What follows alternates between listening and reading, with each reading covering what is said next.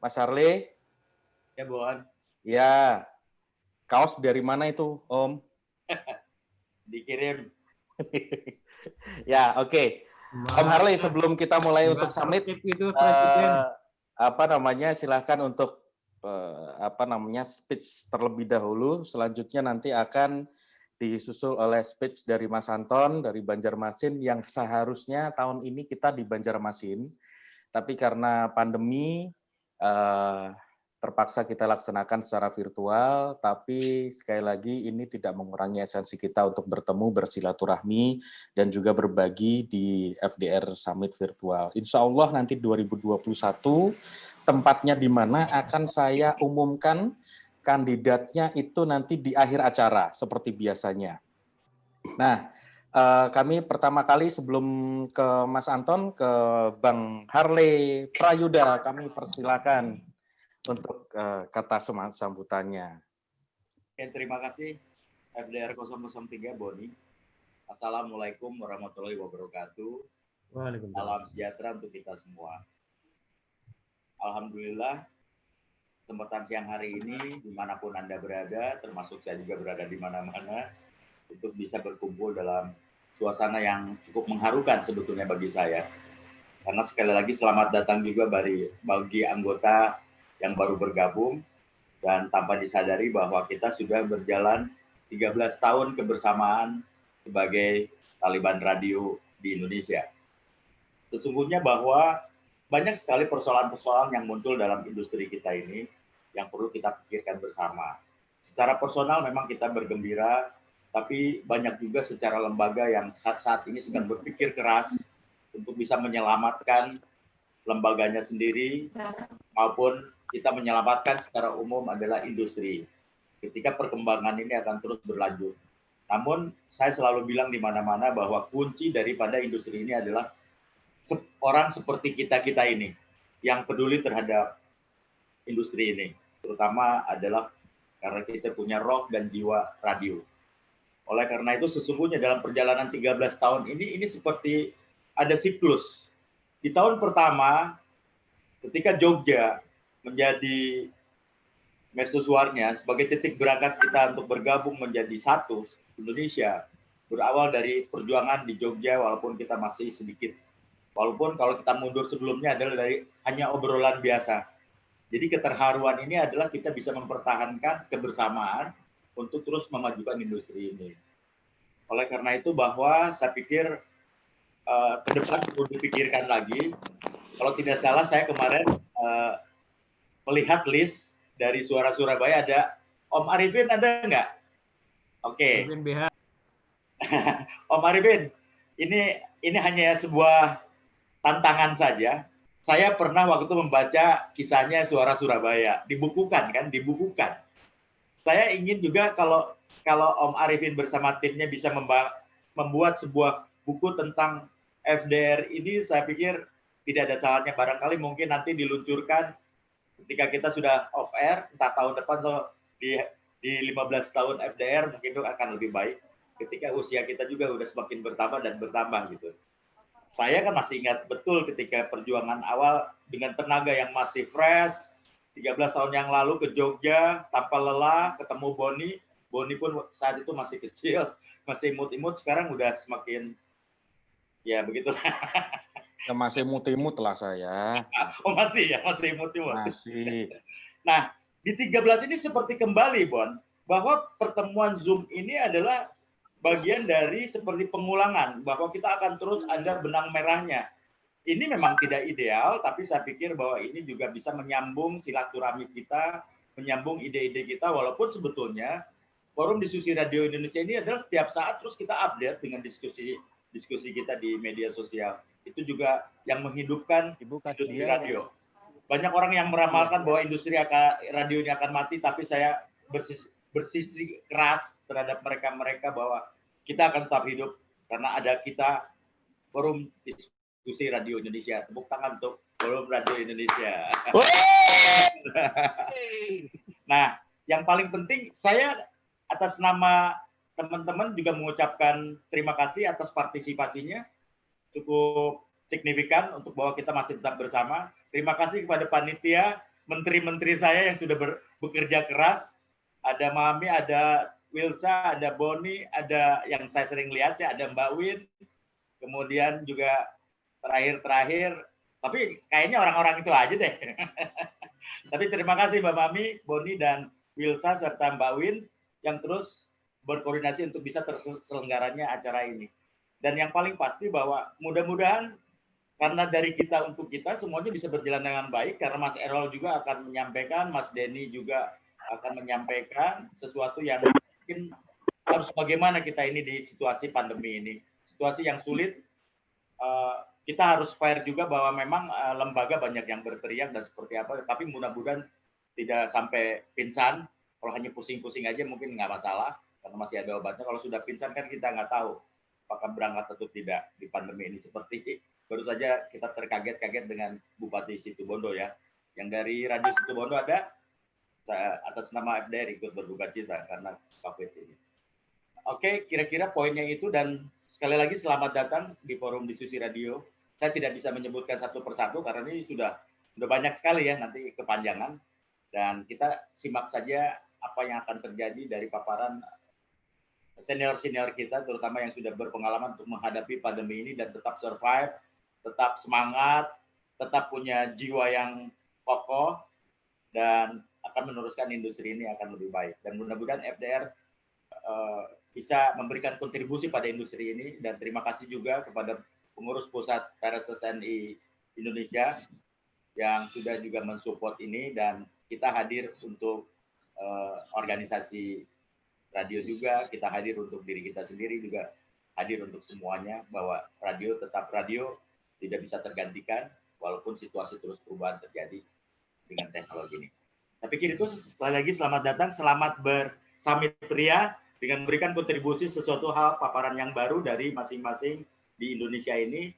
Mudah-mudahan bisa saling mengisi dan bisa saling mendukung, mensupport agar industri ini tetap berjalan dengan baik dengan adanya kita semua anggota Forum Diskusi Radio Indonesia. Dengan demikian terima kasih banyak sekali lagi, selamat bersamit. Saya Harley Prayuda dan Babe Heru mengucapkan selamat bersamit ria, dan saya kembalikan ke moderator. Wassalamualaikum warahmatullahi wabarakatuh. Waalaikumsalam warahmatullahi wabarakatuh. Terima kasih Presiden FDR Indonesia Harley Prayuda yang langsung dari Jogja ya. Ya, yang langsung dari Jogja. Satu kota kita tapi beda tempat. Tapi saya dapat belangkon dari Jogja. Dikasih oleh dengan Joko dari Keraton. Oke. Belum dapat dari Ngarso Dalem ya, jadi belum. Ini kan kamu buat nanti. Oke. Saya mengambil energi biar ini. Oke, baik Pak Presiden. Terima kasih sekali lagi teman-teman, karena acaranya sudah dimulai, kami mohon kesadarannya untuk di-mute audionya. Video tetap on, tapi audio tetap di-mute. Untuk selanjutnya, sebelum kita masuk materi pertama, saya persilahkan Mas Anton, yang beliau itu rencananya adalah sebagai Ketua Panitia FDR Summit ke-13 di Banjarmasin. Tapi berhubung seperti yang tadi sudah dibilang sama Pak Presiden, ada pandemi dan terpaksa kita menyelenggarakan via online. Begitu kira-kira, kami mohon untuk Mas Anton untuk bisa memberikan penjelasan gitu ya, soal FDR Summit yang ke-13 yang seharusnya di Banjarmasin. Mas Anton, persilakan Mas Anton untuk di-unmute. Oke, terima kasih Mas Boni. Terima kasih Pak Presiden Kang Harley Prayuda, Babe Heru. Terima kasih untuk semua menteri-menteri FDR Indonesia. Pertama-tama sih kita aminkan dulu lah harapan dari Presiden Indonesia bahwa radio itu akan tetap semangat menyampaikan targetnya. Amin. Assalamualaikum warahmatullahi wabarakatuh. Waalaikumsalam. Salam bahagia untuk kita semua. Perkenalkan saya Odika Aulia dari Banjar TV Indonesia dan beberapa radio yang ada di Kalimantan Selatan. Seperti kita tahu bahwa penyelenggaraan FDR Summit yang ke-13 ini Banjarmasin seyogianya menjadi tuan rumah, tapi karena keadaan dan situasi di negara kita yang mengharuskan menjaga jarak, hari ini kita adakan secara daring. Tapi semangatnya luar biasa, apresiasinya luar biasa, saya salut. Mas Anton, maaf suaranya kecil sekali. Maaf ya. Oke, kalau begini gimana Pak? Nah, iya, makasih. Oke, seyogianya tadi Banjarmasin menjadi tuan rumah, tapi karena keadaan dan situasi kita harus menjaga jarak, maka hari ini diadakan secara daring. Alhamdulillah semangatnya luar biasa. Saya ingin mengajukan permintaan maaf sekaligus ucapan terima kasih nih. Terima kasih buat teman-teman yang kemarin udah milih.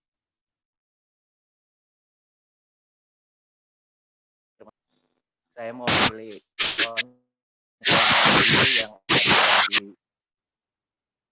kawan-kawan radio yang ada di Kalimantan Selatan tidak bisa menyambut Anda semua di kota kami secara langsung. Mudah-mudahan hari ini kita bisa bertatap muka dulu secara daring. Untuk penyelenggaraan summit yang ke-14 tahun depan, saya rasa mungkin kawan-kawan Banjarmasin juga sudah sepakat untuk tidak mencalonkan diri ini, Pak Presiden dan Wakil Presiden juga Mas Boni. Jadi mungkin untuk voting kandidat kota tuan rumah untuk Banjarmasin tidak diikutkan untuk tahun depan. Gitu aja. Terima kasih, saya kembalikan ke Mas Boni. Terima kasih Mas Anton, semoga sehat-sehat di sana. Amin. Semoga Banjarmasin nanti suatu saat akan kembali lagi terpilih, mungkin bukan dalam waktu 1 atau 2 tahun mendatang, tapi terima kasih sudah berpartisipasi dalam penyelenggaraan summit, walaupun memang karena force majeure, karena situasi yang tidak memungkinkan untuk kita bertemu, maka kita tidak bisa bertemu di Banjarmasin. Begitu Mas Anton ya.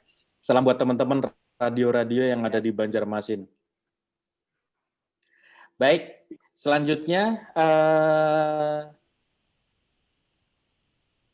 sebelum kita ke sesi pertama, kita akan ke Mbak Mami. Sekali lagi saya ingatkan kepada teman-teman yang baru saja bergabung, demi menjaga kualitas audio dan juga kekusukan acara, kami mohon untuk mute terlebih dahulu audionya. Videonya tetap dinyalakan juga tidak apa-apa, tapi audionya mohon untuk di-mute. Nanti akan di-unmute ketika ada sesi tanya jawab dengan guest speaker ataupun dengan panelis. Begitu kira-kira. Terima kasih, dan sekarang saya berikan sepenuhnya kepada moderator di siang hari ini. Yang pertama kali adalah Mbak Mami dari Blambangan FM Banyuwangi. Kami persilakan Mbak Mami untuk menghandle acara, dan nanti akan ada Pak Errol Jonathan yang akan memberikan kisi-kisi, apa ya istilahnya ya update tentang perkembangan industri radio di masa pandemi pada masa sekarang. Dan nanti juga akan ada guest speaker-nya adalah Mbak Meli, station manager dari Gani Radio Simalungun, untuk punya kiat radio daerah mempertahankan diri di situasi pandemi itu seperti apa. Kami persilahkan Mbak Mami untuk bisa menghandle dan juga bisa mengontrol acara pada siang hari ini untuk sesi yang pertama. Sampai dengan jam 14.15 ya, sampai jam 14, karena ini juga tadi mundur. Mbak Mami, silakan di-unmute terlebih dahulu.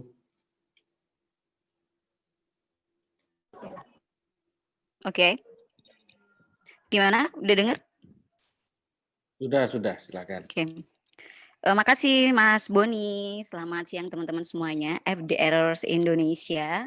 Alhamdulillah kita bisa ketemu, walaupun ketemunya cuman secara virtual seperti ini, cukup untuk menjadi pengobat rasa kangen dan rindu. Ada rindu dan ilmu yang selalu kita bisa dapatkan kalau kita ketemu di Summit FDR. Dan saya dipercaya untuk memandu di sesi yang pertama. Untuk sesi yang pertama ini, sesuai dengan rundown yang sudah diterima oleh teman-teman, kita akan bicara tentang pentingnya membangun hubungan dengan pemerintah dalam bisnis radio. Nah, nanti kita akan tahu seperti apa, terutama ini adalah satu peluang juga bagi teman-teman radio, bagaimana membangun kerjasama berjaringan dengan pemerintah di masing-masing daerah untuk bisa tetap survive ya. Dan hari ini narasumber kita yang akan berbagi ilmu adalah Bapak Errol Jonathan. Nanti kita juga akan tahu seperti disampaikan oleh Mas Boni, trik-triknya kayak apa sih untuk bisa menjalin kerjasama dengan pemerintah di masing-masing daerah. Langsung saja Bapak Errol Jonathan, kami persilahkan. Dan nanti durasi untuk Pak Errol kurang lebih, karena kita ngobrolnya 1 jam ya Pak Errol, kita bagi-bagi. Kurang lebih nanti mungkin 15 menit untuk paparannya Pak Errol, nanti disambung sama teman kita, guest speaker-nya adalah Meli.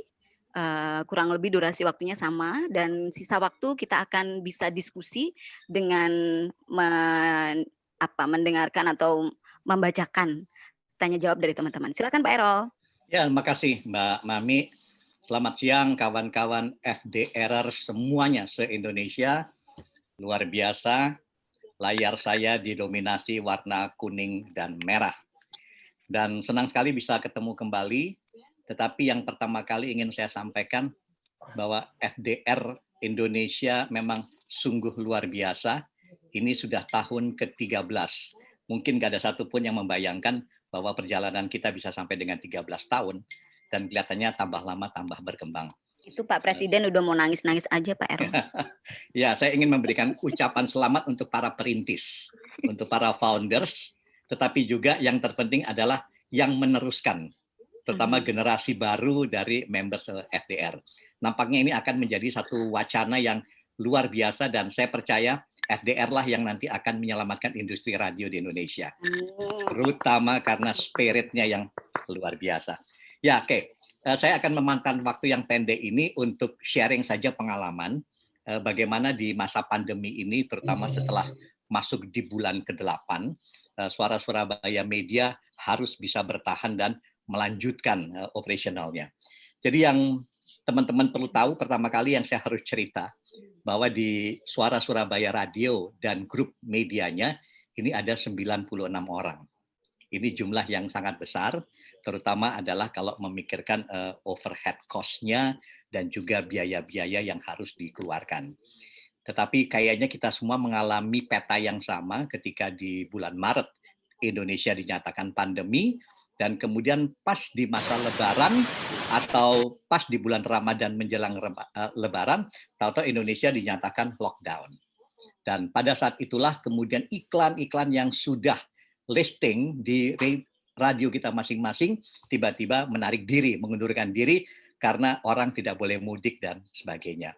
Sehingga mulailah terasa, terutama di sekitaran bulan Mei atau Juni, itu situasi periklanan terutama untuk radio swasta benar-benar merosot dengan sangat tajam. Nah, ini yang kemudian kita semua terus terang harus berupaya. Nah, kemarin di dalam diskusi bersama-sama dengan VOA dan AJI, saya pernah menyampaikan bahwa kelihatannya orang kemudian banyak bilang, mari kita sekarang harus out of the box, keluar dari kebiasaan, dari kelasiman. Tetapi kemudian saya mengatakan, kita tidak bisa out of the box lagi karena harusnya sudah no box, sudah tidak ada lagi kotak-kotak. Artinya kita harus bertindak di luar kelasiman dan kebiasaan di masa normal.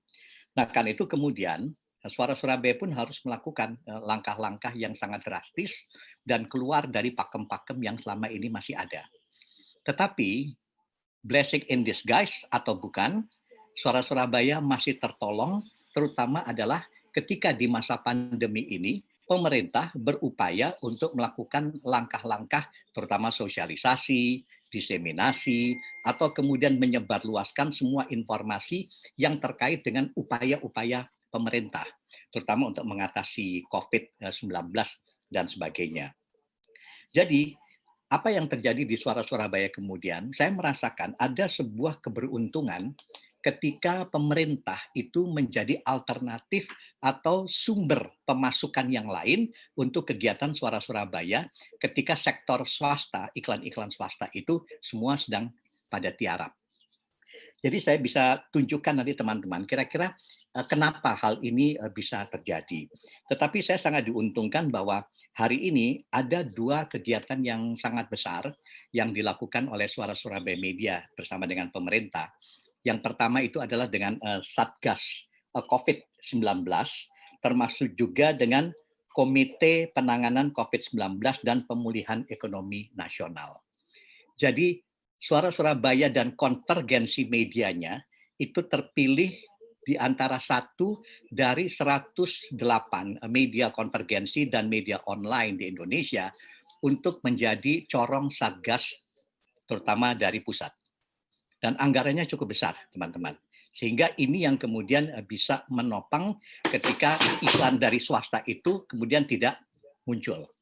Jadi itulah yang kemudian bisa membuat umur Suara Surabaya menjadi lebih panjang.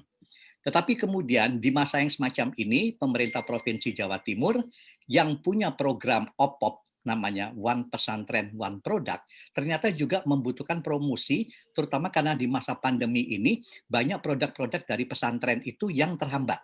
Sehingga kemudian Suara Surabaya diminta untuk membantu itu selama periode 3 bulan, dan ini dirupakan dalam bentuk mini features, jadi karya jurnalistik. Sehingga teman-teman saya harus hunting ke berbagai macam pesantren, kurang lebih 25-30 pesantren di Jawa Timur, lalu membuat paket-paketnya, dan ini dibiayai sepenuhnya termasuk untuk airtime-nya itu dari pemerintah Provinsi Jawa Timur. Lalu di masa pandemi ini, SS kemudian juga membuat kegiatan, yaitu menyemangati terutama adalah individu dan rumah tangga, baik itu korban PHK atau kemudian yang WFH dan sebagainya, ketika mereka memulai merintis usaha. Mulai dari kuliner sampai dengan yang macam-macam. Nah, kemudian kita bikinkan kegiatan. Kita memilih mana yang terbaik. Dimulai dengan konsepnya adalah pahlawan keluarga. Jadi bagaimana kemudian keluarga-keluarga ini mengajukan idenya, menyampaikan gagasannya, dan kemudian juri dari Suara Surabaya memilih 10 yang terbaik. Dan 10 yang terbaik kita berikan kesempatan untuk beriklan gratis. Nah, rupanya kegiatan yang semacam ini menarik perhatian lembaga lain. Sehingga kemudian mulai sekitar 2 bulan yang lalu, muncullah kegiatan yang namanya Indonesia Bangkit.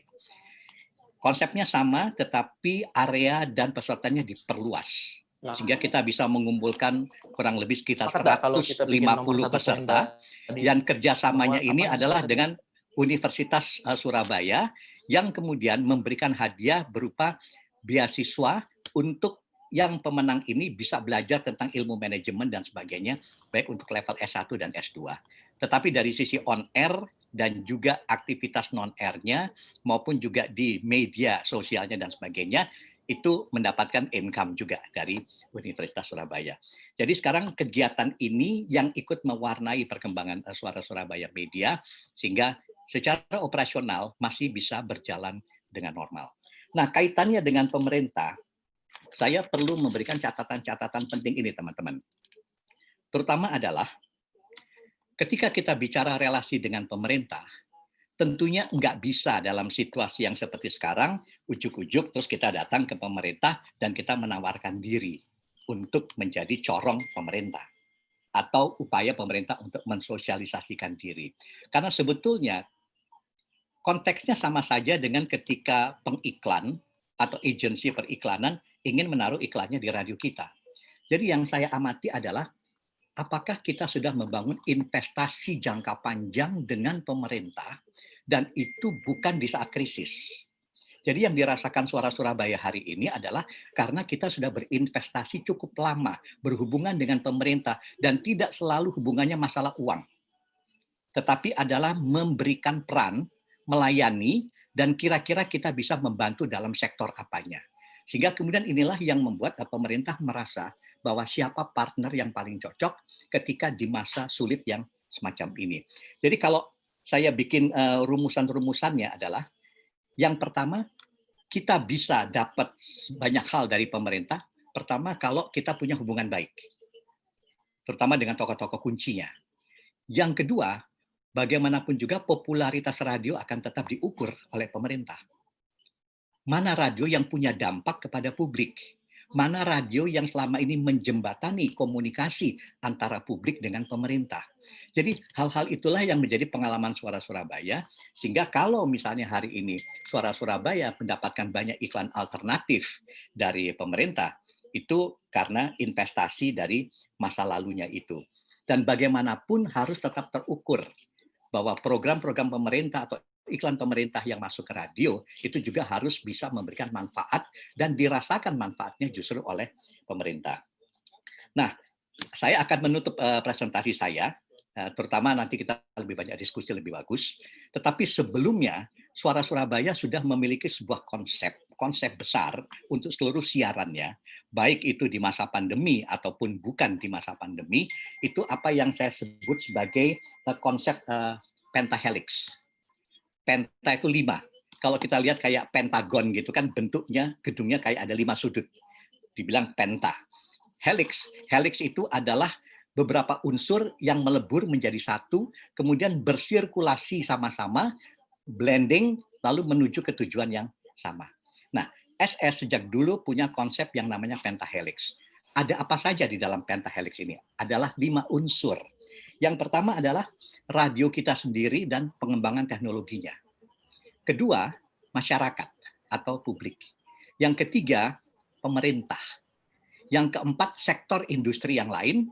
Dan yang kelima adalah sektor dunia pendidikan. Jadi kelima hal inilah yang disublimasi oleh Suara Surabaya menjadi satu kesatuan untuk memperkuat performance Suara Surabaya dengan berbagai macam produknya dan juga berbagai macam perannya. Jadi kata kuncinya teman-teman, bagaimanapun buatlah radio kita tetap berpengaruh, komunikasi kita dengan semua pihak, termasuk dengan pemerintah harus sangat bagus, dan yang terpenting radio kita mampu memberikan jasa yang terbaik, baik kepada masyarakat yang menjadi target dari pemerintah maupun pada kegiatan pemerintah sendiri. Mudah-mudahan inspirasi awal ini bisa menjadi bahan kita untuk berdiskusi. Terima kasih teman-teman, saya kembalikan ke Mbak Mami.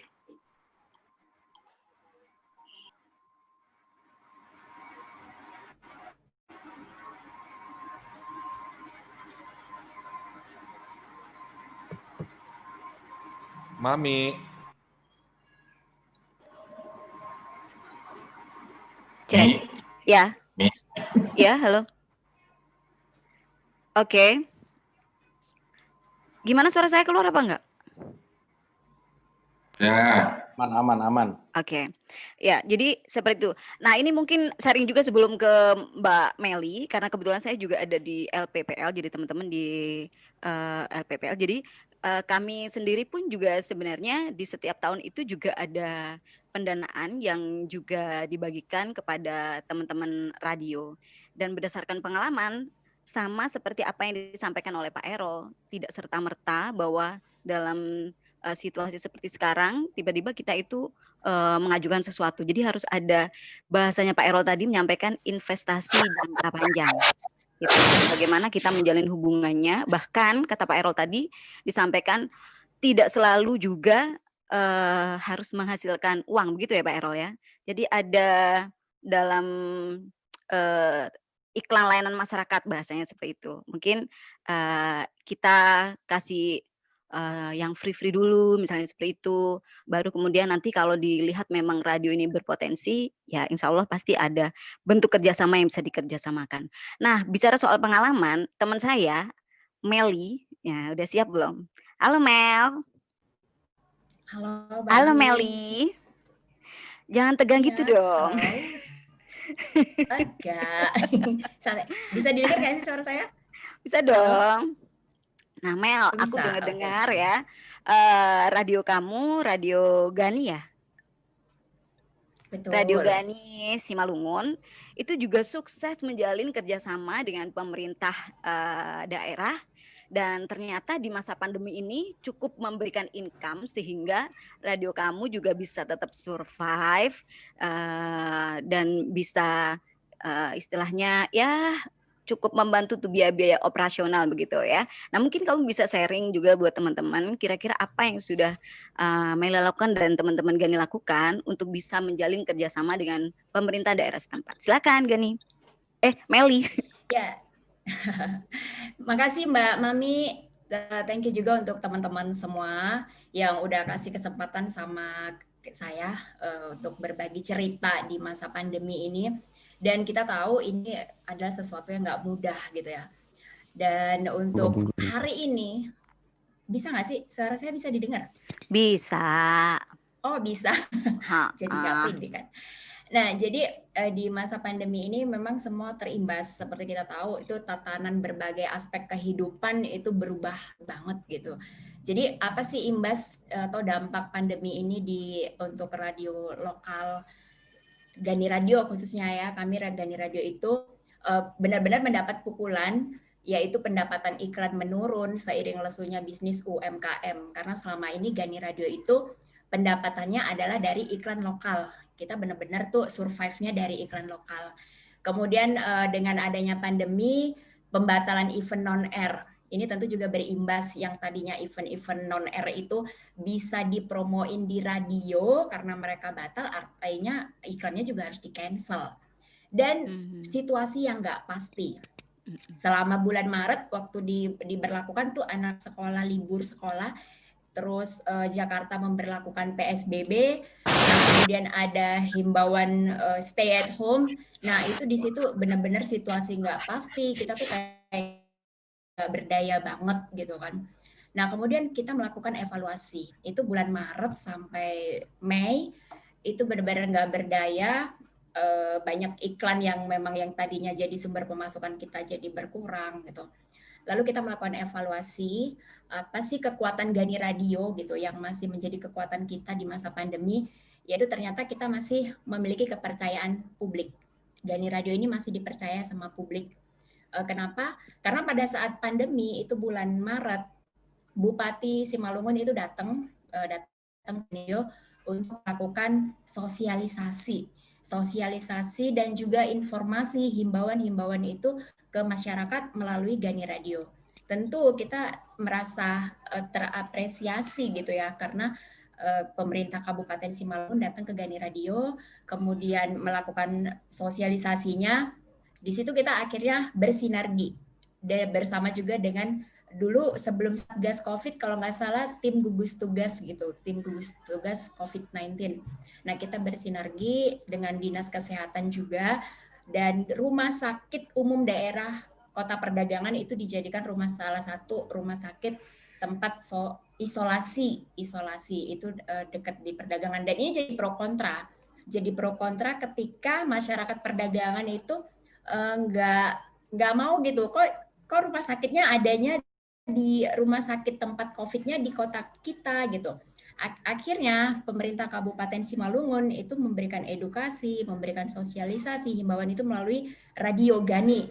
Dan setiap pagi itu awalnya pemerintah kecamatan ya datang ke radio, Mbak Bupati mau minta waktunya 15 menit untuk sosialisasi, itu awal-awalnya. Oh siap Pak, kita kasih waktu 15 menit. Nah setelah itu kita ada perbincangan, komitmen untuk bersinergi. Setiap pagi itu Bupati melakukan sapa pagi selama 5 menit untuk ngasih reminder gitu loh ke masyarakat. Sekarang masih zamannya COVID, stay at home. Nah, seiring dengan itu kita menjadi mitra dengan Dinas Kesehatan, dengan pemerintah kabupaten. Kemudian selain itu evaluasi kekuatan kita adalah komunikasi dua arah yang fleksibel. Itu adalah kekuatannya Gani Radio. Di situ kita menyadari bahwa masyarakat masih percaya dengan Gani Radio. Pernah ada satu pengusaha UMKM datang ke kita, Mbak boleh nggak kalau kami beriklan terus barter gitu. Dia itu pengusaha brownies gitu kan, pengusaha cake and bakery, barter 1 bulan kita kasih ke radio 4 box brownies, tapi 1 bulan itu kita minta 4 spot diiklanin gitu. Saya speechless gitu loh, kok setidak berdaya ini gitu. Emang berapa sih harga browniesnya itu? 100.000 gitu, artinya 400.000. Saya mikir dan teman-teman juga, saya dan teman-teman saya mikir, gimana ya sampai setidak berdaya ini. Akhirnya kita punya ide, para UMKM yang memang mereka itu bisnisnya sedang lesu, dagang juga dibatasin sampai jamnya itu diatur gitu. Kadang mereka gontok-gontokan sama Satpol PP, pedagang PKL juga seperti itu. Akhirnya mereka kan punya sosial media. Tuh, kita ajakin ngobrol tuh mereka kan punya sosial media. Buat dong postingan di sosial media, misalnya kuliner gitu kan. Buat delivery service biar ibaratnya tagline jajan dari rumah gitu. Kita buatin flyer, kita buatin voice over. Nah, VO kita, flyer yang udah diisi sama VO kita itu diposting di sosial medianya mereka. Nah, itu ada beberapa teman-teman UMKM yang ngikut gitu, yang ngikut setuju. Dan pada akhirnya itulah jalan untuk kita Gani Radio bisa survive.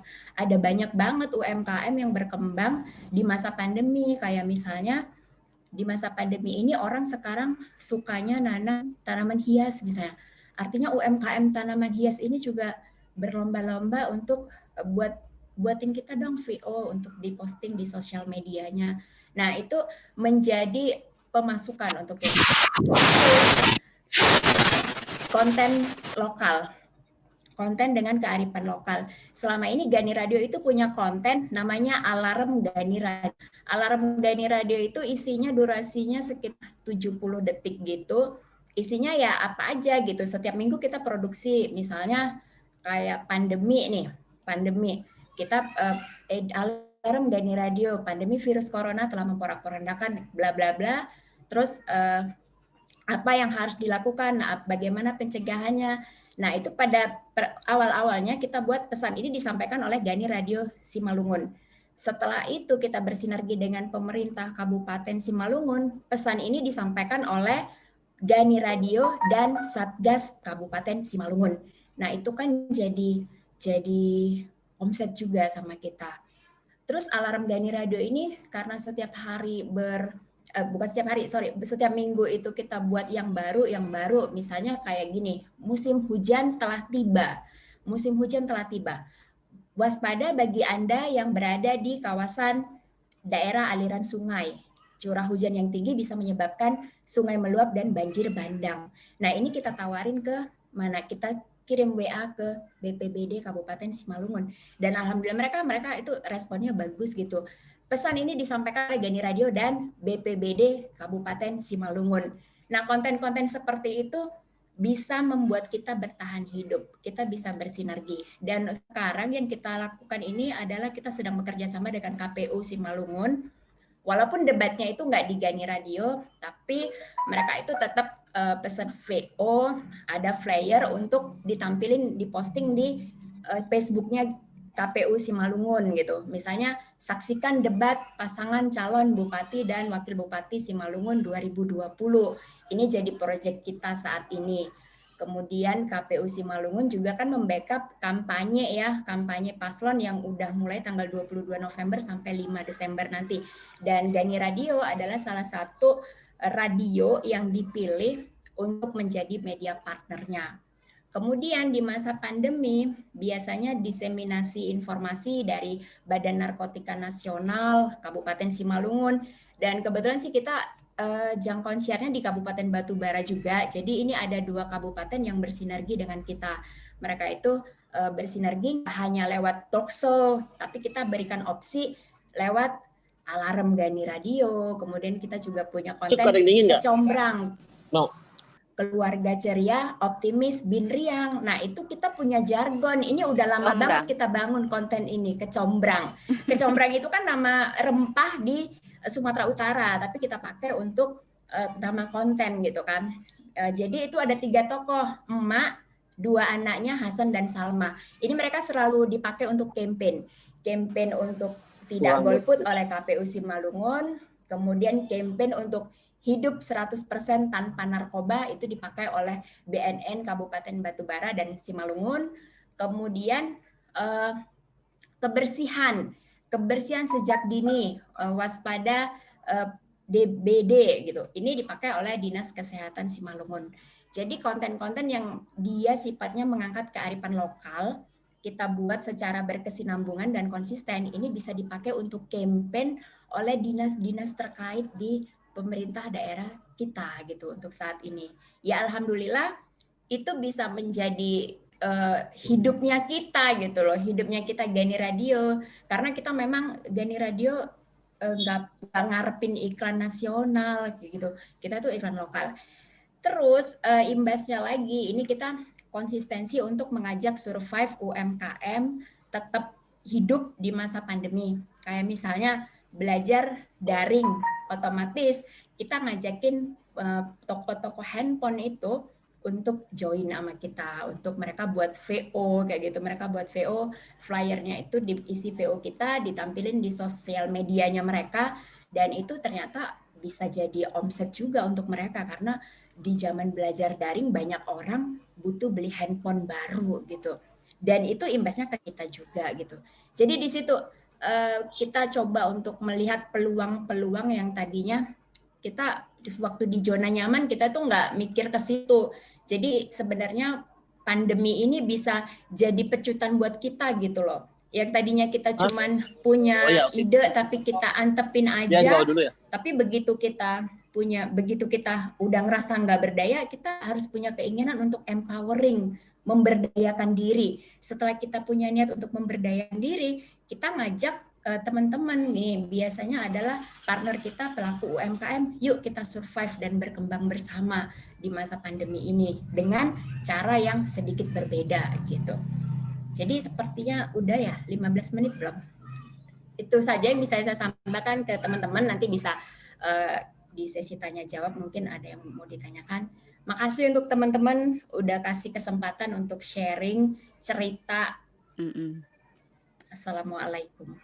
Iya, tapi masih dilanjut loh Mel. Ini nanti kalau ada teman-teman yang mau tanya jawab gitu, karena durasi kita ini ngobrol 1 jam dan 15 menit tadi udah dipakai sama Pak Errol, kemudian 15 menit juga udah dipakai sama Meli. Jadi kita masih ada waktu buat ngobrol-ngobrol, dan ternyata memang sebenarnya kalau kita itu kreatif di segala situasi, justru kepepetisme itu memunculkan ide-ide kreatif yang baru ya. Dan ternyata itu cukup luar biasa juga, paling tidak bisa membantu dalam situasi yang benar-benar semua orang merasakan hal yang sama begitu. Nah teman-teman, kalau misalnya ada yang mau tanya, tadi kita udah sepakat bisa menyampaikannya lewat chat, atau Mas Boni bisa bantu nggak? Gimana kalau misalnya ini mau tanya-tanya nih? Bisa di raise hand aja, raise hand. Nanti kita tunjuk dan silakan di unmute. Kalau kita baca-baca, karena komennya itu justru banyak di grup summit virtualnya nih ya. Jadi banyak yang mengapresiasi dari apa yang sudah dilakukan oleh Pak Errol, Surat Surabaya, dengan tadi apa istilahnya, ada pentahelix yang sangat luar biasa, 5 unsur yang mungkin juga bisa menjadi patokan bagi teman-teman untuk juga tetap bisa berkreasi dan juga menghadapi situasi yang seperti sekarang. Kemudian Meli juga begitu, dengan segala kreativitas yang dia punya, justru dengan mengajak UMKM, jadi ada peluang-peluang di sana ya Mel ya. Betul. Mulai dari promo-promo bareng, dan bahkan kemampuan sebagai seorang voice over juga memiliki peluang untuk mengais bahasanya, dapat rezeki dari sana gitu kan. Awalnya teman-teman tuh sempat nggak pede gitu.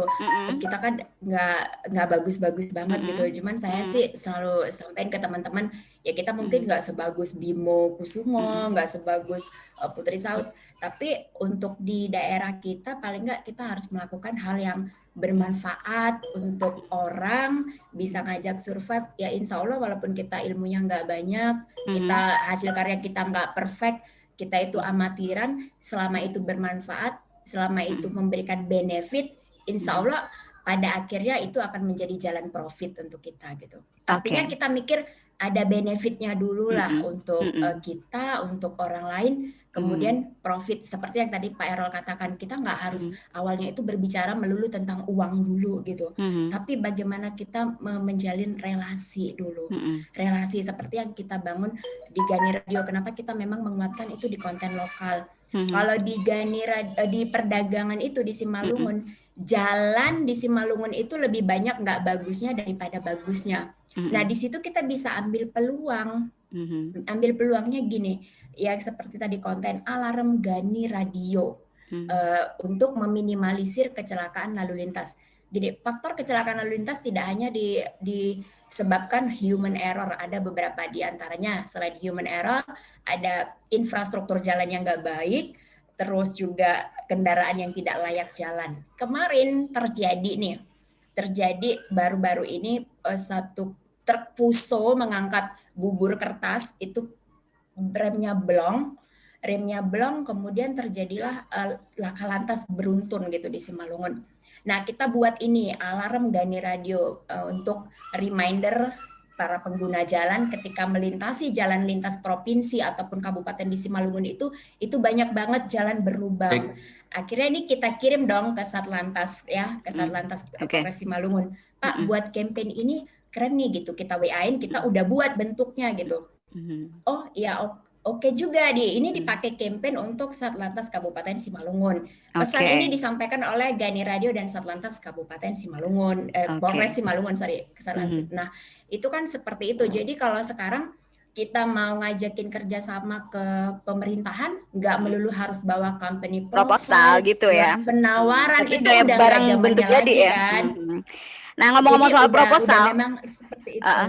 Gitu ya. Nah, ini ada yang tanya nih. Kalau radio udah ajukan proposal lalu dinas bilang anggaran udah nggak ada. Gimana dong? Nah itu tadi itu memang yang awal-awal kita sering dapat gitu. Kalau kita ngajuinnya proposal company profil, misalnya ini rate harga talk show 60 menit 3 juta misalnya. Ya mereka pasti bilang dana kita nggak ada gitu. Tapi saat kita buat opsi itu kita bersinergi, nggak harus dalam bentuk talk show kok. Bisa aja sapa pagi 5 menit gitu. Atau campaign dalam bentuk opsi konten yang udah kita siapin dulu bentuk kontennya. Kalau menurut mereka itu relevan, menarik, ya mereka walaupun budget, mereka selalu berkata itu budgetnya nggak banyak. Kayak sama KPU Simalungun juga gitu. Ini budgetnya nggak banyak Mbak, nggak untuk sosialisasi pemilu kada budgetnya nggak banyak Mbak gitu. Tapi walaupun budgetnya nggak banyak, kan kita tetap dapat gitu daripada enggak sama sekali. Saya nggak tahu deh kalau di daerah lain budgetnya banyak atau enggak. Cuman di KPU Simalungun memang nggak banyak budgetnya, tapi tetap kita menjadi salah satu radio pilihan. Walaupun mereka suka mengatakan di Gani Radio itu iklannya mahal katanya. Di Gani Radio iklannya mahal, cuman karena kita kasih mereka opsi konten-konten yang menurut mereka menarik ini untuk diposting. Berarti di Simalungun radio lu paling keren gitu. Dong Mel. Iklannya paling mahal. Enggak, paling mahal.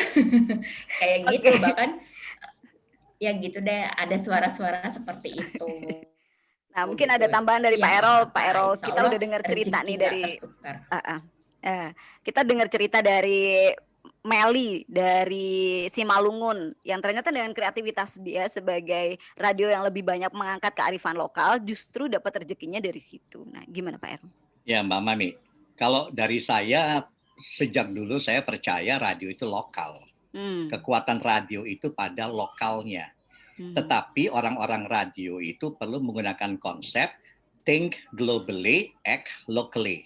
Berpikirnya global, tetapi bertindaknya lokal. Yang mesti dipuaskan itu adalah para lokal ini. Tetapi jangan lupa, di era konvergensi teknologi semacam ini, lokal itu juga bukan masalah geografi. Tetapi misalnya semacam Suara Surabaya. Ada banyak orang Surabaya yang tersebar di seluruh dunia. Ketika mereka mengakses siaran SS itu lewat streaming atau lewat teknologi, maka mereka menjadi lokal. Kenapa? Karena lokal secara psikografi, bukan cuma secara geografi. Jadi kira-kira seperti itu. Tapi isunya yang diangkat adalah tetap isu-isu yang dibutuhkan oleh orang-orang yang punya hubungan atau relasi dengan Surabaya. Jadi kira-kira semacam itu. Nah, lalu tadi ada pertanyaan, kalau kemudian bawa proposal atau menawarkan sesuatu dan ternyata anggarannya nggak ada, itu yang saya bilang, kita mau nggak investasi? Memberikan jasa lebih dulu kepada pemerintah. Dan kalau ternyata itu punya efek, saya yakin kita akan diingat bahwa lembaga radio mana yang paling efektif untuk kita titipi informasi, baik itu yang berbayar ataupun tidak. Dan jangan lupa, masyarakat tetap butuh informasi pemerintah. Jadi yang saya pikirkan dari dulu itu adalah kita di awal nggak mikirin dulu dapat uang dari pemerintah, tetapi kita mendapatkan akses informasi dari pemerintah yang dibutuhkan oleh masyarakat. Apa dampaknya? Pendengar kita jadi besar sekali, terutama yang selalu berhubungan dengan persoalan-persoalan pemerintah. Mulai dari KTP, mulai dari surat-surat, dan sebagainya macam lah gitu ya. Jadi artinya ketika kita menjadi bagian dari aktivitas pemerintah yang dibutuhkan oleh masyarakat, maka ini kayak efek karambol. Saya dapat uangnya itu justru bukan dari pemerintah di awal, tetapi karena pendengarku gede, jumlahnya besar, dan orang Surabaya selalu ngomong kalau radio itu SS, maka kemudian uang dari sektor lain yang datang ke radio, kan begitu. Terutama pengiklan, prinsipal, dan sebagainya. Tetapi manakala pemerintah kemudian punya anggaran untuk sosialisasi dan promosi, pasti mereka akan keluarkan. Nah, karena kita sudah punya ikatan yang erat, dan sudah memberikan dalam tanda kutip jasa kita kepada pemerintah, maka wajar kalau kita yang dipilih pertama kali. Begitu, Mbak Mami. Oke. Barangkali di sini kan juga teman-teman daerah yang lain juga banyak nih. Apakah teman-teman juga, karena sisa waktu juga masih lumayan panjang, kita masih ada durasi sampai 14.30, betul ya Mas Boni? Sampai 14.30 sesuai rundown. Dan di sini Mas Boni itu kan banyak banget teman-teman radio daerah yang lain yang saya juga yakin mereka punya strategi-strategi juga untuk bisa tetap survive di era pandemi ini versi daerahnya masing-masing. Apakah kita bisa memberi ruang buat mereka? Baik, mungkin apa namanya nanti Pak Ismet ya kayaknya ya.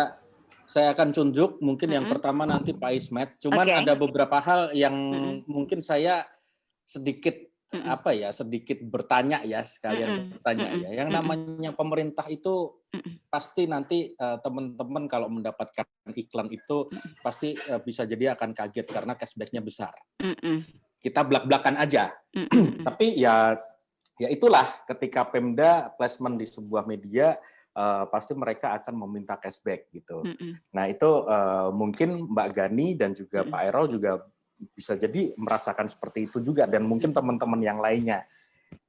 Ini kayak semacam, apakah ini semacam tren atau bagaimana, saya tidak tahu. Tapi yang jelas intinya adalah yang penting kita mendapatkan jatahnya gitu kan. Entah itu nanti cashback-nya berapa, yang penting kita dapat duitnya gitu. Nah itu salah satu hal yang gimana caranya kita bertahan di masa pandemi ini. Kalau saya sih cuman berpendapat seperti itu karena di Jogja di Suara Gama pun juga sama seperti itu juga. Pasti akan ada cashback yang mungkin cashback-nya akan melampaui bisa jadi 50% ataupun mungkin bisa jadi lebih besar daripada lebih besar cashback-nya daripada yang kita terima. Diterimakan gitu. Nah, ini tapi tergantung juga Pemdanya mana gitu. Saya pernah terima juga tapi cashback-nya cuma sedikit, cuma 10%. Nah, ini teman-teman mungkin perlu tahu juga untuk hal-hal seperti ini. Gitu. Baik, mungkin yang pertama Pak Ismet, saya persilahkan untuk memberikan pertanyaan. Oke, terima kasih. Assalamualaikum warahmatullahi wabarakatuh. Akhirnya pakai merah juga. Ya. Dipaksa oleh Pak Mami. Kalau enggak saya dipecat jadi anggota FDR. Lebay. Oke, saya tanggapi dulu apa yang disampaikan oleh Mas Boni, bahwa cashback atau istilah halusnya itu entertainment fee. Saya sekitar tahun berapa ya, udah lama ya, belum ada KPK, mereka minta kwitansi kosong. Itu yang saya tidak mau. Jadi tanda tangan kwitansi kosong, angkanya kosong. Nah itu yang saya tidak mau, saya tolak habis. Itu tidak hanya dari pemerintahan yang seperti itu, ada juga dari prinsipal minta tanda kwitansi kosong. Saya nggak mau. Dia pasang iklan. Saya bilang, saya harus tahu berapa angka yang harus saya tanda tangani. Nah, jadi kalau seandainya, ya kalau istilahnya dulu Pak di daerah lain itu belas mangka. Belas mangka itu separuh buat dia, separuh buat kita. Tapi pertanggungjawaban kita 100%. Nah, itu yang saya nggak mau. Yang penting adalah angkanya jelas, sehingga pada saat, mana tahu ada yang pura-pura dari, apa istilahnya, tipikor ya, saya mengetahui itu benar, saya terima segitu, walaupun kita mungkin memberikan fee 10-20%. Nah itu kalau saya ya hati-hati kawan-kawan, jangan sampai menandatangani kwitansi atau invoice, kwitansi lah kosong. Dan mereka rata-rata jarang yang transfer, mereka cash. Nah, kita ketemu di mana? Nah itu pemberian kita pribadi. Kalau sekarang ini sudah bagus karena memang mereka ketakutan dengan KPK ini, tipikornya gitu kan. Jadi mereka nggak minta detail sekian, enggak. Tapi mereka kita pribadi apakah kasih 10%. Nah, kadang-kadang mereka juga basa-basi, aduh terus saya nggak minta loh. Oke, itu yang kalau berurusan dengan pemerintahan. Dan saya sekarang kreatif di masa pandemi, saya salut dengan Meli yang dari Gani Radio. Ada beberapa item yang mungkin bisa menjadi bahan contohan kita. Nah, sekarang ini kita di daerah, saya di radio di kecamatan, alhamdulillah pemdanya yang mendekat, gitu. Jadi saya tidak masukin proposal, kadang-kadang malah penawaran tuh minta terakhir ya, Pak Smet, saya ada budget sekian, bisa dibantu enggak? Nah, jadi kurang seperti itu. Jadi ada sanksi kes Bangpol, Bapeda, kemudian juga masuk juga kita ke BPJS, Tokso kita iklan, BPOM, gitu. Dan ya kadang-kadang saya agak apa ya, COVID membawa berkah kayaknya saya. Kenapa? Pemerintah memang jor-joran untuk mengeluarkan dana COVID itu. Saya akhirnya ya sejak mulai dari COVID, mulai dari April, Mei, Juni, wah berjejer aja yang masuk.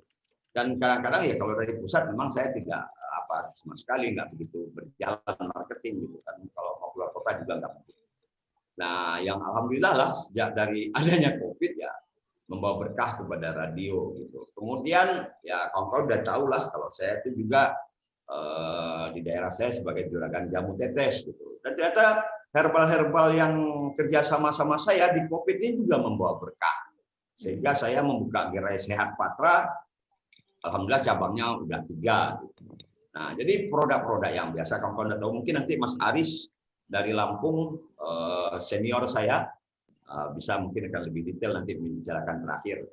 Jadi di masa pandemi ya alhamdulillah radio tidak terlalu berimbas lah ya. Kita dan ke UMKM tadi saya salut, terima kasih Pak Errol, terima kasih Meli. Ini juga menjadi masukan yang bagus.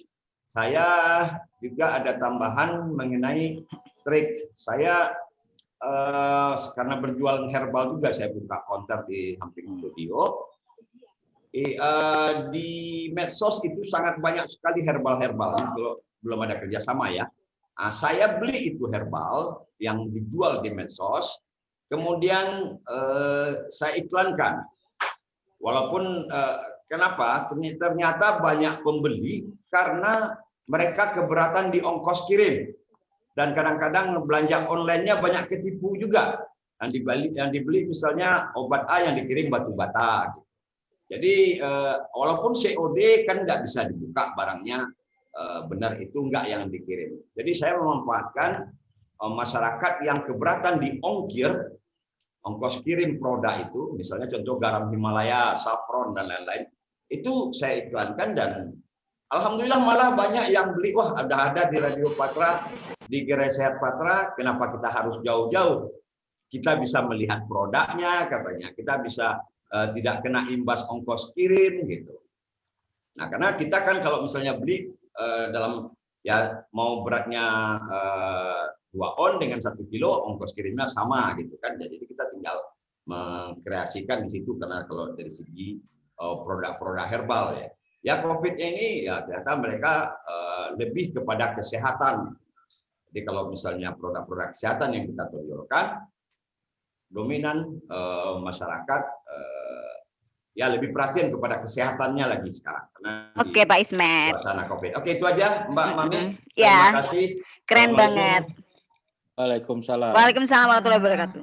Jadi Mas Boni dibilang ini ya kata Pak Ismet, justru pandemi membawa rezeki.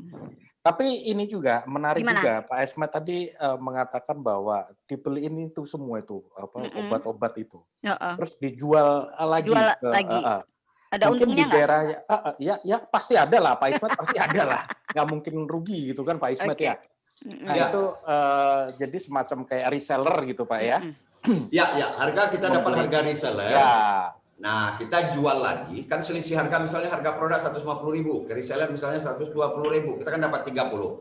Kita beli banyak dan itu ya kita jual di sana 150 dijual, kita jual 160 pun mereka mau daripada produknya nggak jelas, dia minta dikirimin ternyata ketipu gitu loh. Ya.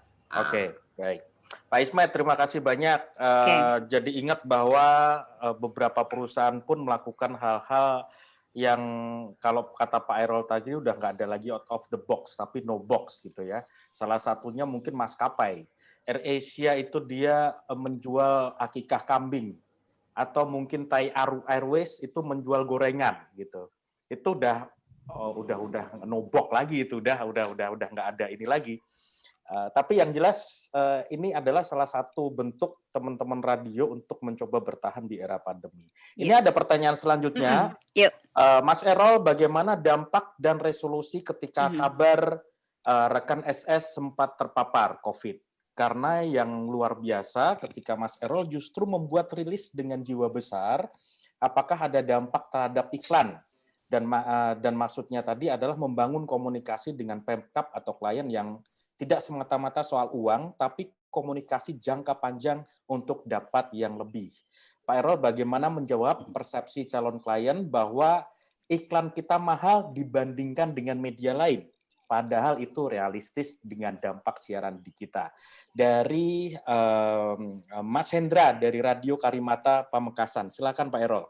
Ya, baik, terima kasih Mas Hendra. Jadi saya tidak tahu persis apakah dampak dari 18 teman saya yang kena COVID itu lalu iklan jadi banyak gitu ya. Tetapi yang pasti bahwa popularitas Suara Surabaya yang tambah besar.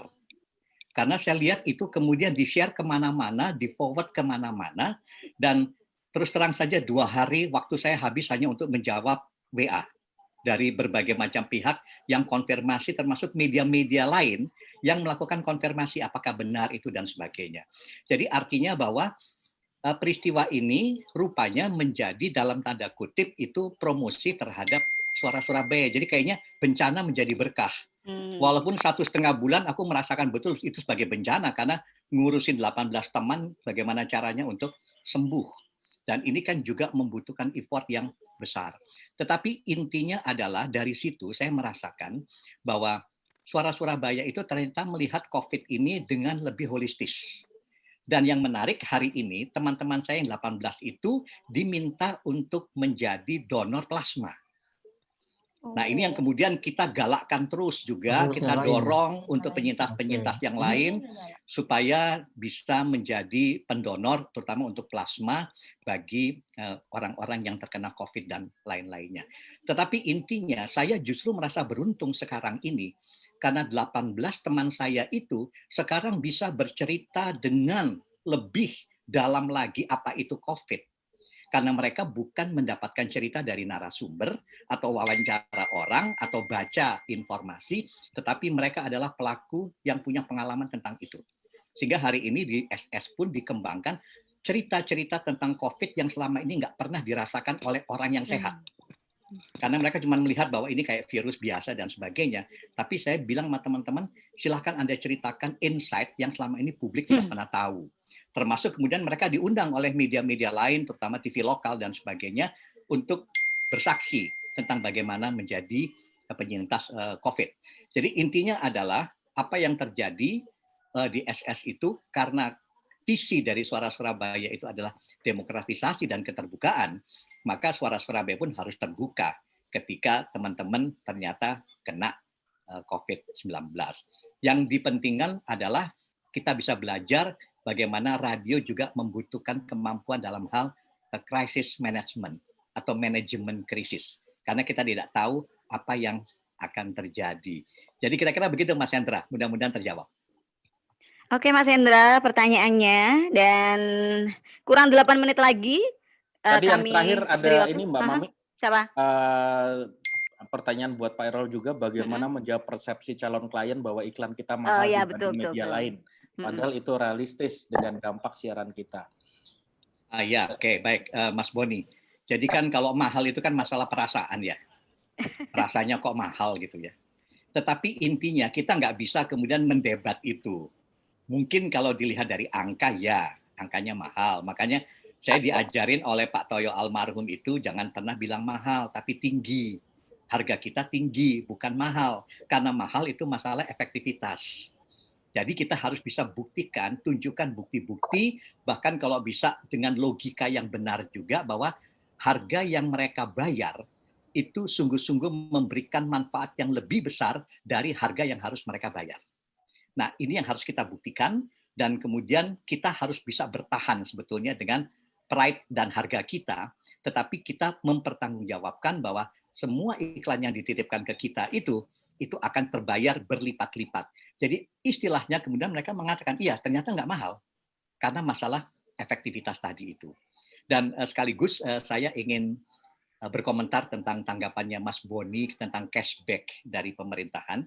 Ini kayaknya nanti tergantung dari radio kita masing-masing pada policy-nya. Tetapi intinya kalau di tempat saya kita sangat menghindari hal itu. Tetapi di dalam negosiasinya kita mengatakan bahwa kalau dia minta cashback, maka yang kita tawarkan, saya akan memberikan layanan lebih untuk itu. Tetapi kalau untuk cashback, saya nggak mau. Dan saya nggak mau tanda tangan hal-hal yang tidak cukup jelas. Karena harusnya kita bekerja sama dengan good corporate atau good governance dengan konteks good governance, sehingga semuanya akan menjadi aman. Khawatirnya nilainya nggak seberapa, tapi nanti urusannya bisa menjadi sangat panjang. Mudah-mudahan menjawab. Terima kasih. Oke, Mas Boni masih ada waktu 6 menit. Ada yang masih mau tanya atau mungkin nambahin? Ini di chat Kisah-kisah ada dari Andi Arfian, kanal kalimantan.com. Ada satu problem yang saya pernah tahu ketika radio ingin bekerja sama dengan pemerintah. Ada beberapa pemerintahan yang mengajukan atau menanyakan apakah radio tersebut telah terdaftar atau terverifikasi di Dewan Pers. Padahal tidak semua radio bermain di news. Bahkan di awal saat akan menjalin kerjasama tanpa berbasis uang pun sudah ditolak karena radio tidak terdaftar di Dewan Pers. Mungkin ini Pak Errol bisa menjawab kali ya. Apakah memang seperti ini atau gimana? Karena memang radio banyak juga yang bukan basicnya bukan news juga gitu. Silakan Pak Errol. Sebenarnya ini ada disinformasi ketika Dewan Pers itu melakukan semacam verifikasi dan saya ingat waktu itu menjelang Hari Pers Nasional di Ambon. Nah, karena hanya beberapa radio yang kemudian diverifikasi, lalu muncul protes. Kenapa yang lain-lain kok tidak terverifikasi? Dan jangan lupa bahwa yang diverifikasi Dewan Pers adalah hanya radio yang formatnya jurnalistik. Jadi yang non-jurnalistik pasti tidak akan diverifikasi oleh Dewan Pers. Karena kaitannya adalah semua tentang format dunia pemberitaan, jurnalistik, dan sebagainya. Jadi kalau misalnya ada pemerintah daerah yang tanyakan seperti itu, pertama bilang saja, radio saya bukan radio news, meskipun ada newsnya. Dan kemudian karena itu kita tidak akan diverifikasi oleh Dewan Pers. Tetapi untuk saya yang terpenting adalah mari kita buktikan kepada pemerintah daerah bahwa kalau orang di kota kita ditanya mana radio yang paling Anda ingat, yang paling Anda suka, mudah-mudahan radio kita yang pertama kali disebut atau minimal kita masuk dalam 3 radio pertama yang disebut. Saya yakin ini semua akan menjawab semua pertanyaan-pertanyaan tadi. Jadi intinya popularitas kita di masyarakat, engagement kita yang kuat dengan publik di kota kita, dan ketika kita diandalkan oleh masyarakat radio kita, maka saya yakin pemerintah daerah akan mengakui bahwa memang mereka harus berelasi dengan radio kita. Begitu. Oke. Baik, terima kasih Pak Errol. Nah, Mas Boni, kayaknya itu pertanyaan terakhir ya? Ya, nggak ada pertanyaan lagi. Kalau ada pertanyaan silakan resen atau di chat ya. Silakan Mbak Mami. Oke, baik, karena memang waktunya juga sudah kurang 4 menit lagi. Saya rasa memang apa yang sudah kita dengarkan hari ini benar-benar bisa memberikan spirit tersendiri. Bahwa dengan kreativitas yang sangat luar biasa, radio-radio daerah justru bisa memanfaatkan momen pandemi ini untuk bisa mendapatkan rezeki yang lebih. Dan tadi apa yang sudah disampaikan oleh Pak Errol, suhu kita yang setiap tahun selalu hadir dan tidak pernah absen di acara forum diskusi radio, bahkan sampai sekarang pun juga masih memberikan tambahan-tambahan ilmu yang sangat luar biasa, yang saya sangat yakin pasti ini memberikan bukan hanya ilmu sih, tapi semangat dalam situasi seperti ini. Ketika kita semua kalau saling tanya nih Pak Errol, satu dengan yang lain, obrolan satu dengan yang lain itu, kalau orang Jawa bilang isinya kan sambat ya, radioku nggak ada iklan atau dan sebagainya begitu, mau bergerak begini repot, mau bergerak begini repot. Tapi ternyata dengan cerita-cerita dari teman-teman, cerita-cerita dari Meli, cerita dari Pak Ismet, bahkan diperkuat juga oleh semangat dari Pak Errol, kita hari ini ya kembali mendapatkan spirit itu, dan semoga ini juga menulari terus semangat ini, dan walaupun kita tidak tahu kapan pandemi ini akan berakhir, tapi kata Pak Errol, kalau radio kita memiliki pengaruh, kita pun juga pasti bisa mendapatkan sesuatu, paling tidak kita bisa survive dalam situasi seperti sekarang ini. Mbak Itu Mami, adalah akhir dari sesi yang pertama ya. Mbak Mami, saya boleh Gimana? satu Oke. kalimat lagi. Oke, silakan. Jadi saya wajib untuk memberikan apresiasi kepada Mbak Meli, Ya, terutama dengan kalimat yang wajib kita ingat, ya. adalah dari benefit menjadi profit. Ya, itu Yes. kalimatnya Mbak Meli. Oke. Yang kedua, saya harus memberikan apresiasi pada Pak Ismet bahwa Anda sangat kreatif untuk menjadi reseller. Whatever, Yes. yang penting Anda sudah punya solusi untuk masa pandemi. Kita bisa belajar dari kedua teman kita ini. Terima Benar. kasih. Iya, terima kasih untuk Meli, terima kasih Pak Ismet tadi juga melengkapi untuk obrolan-obrolan kita hari ini. Terima kasih juga untuk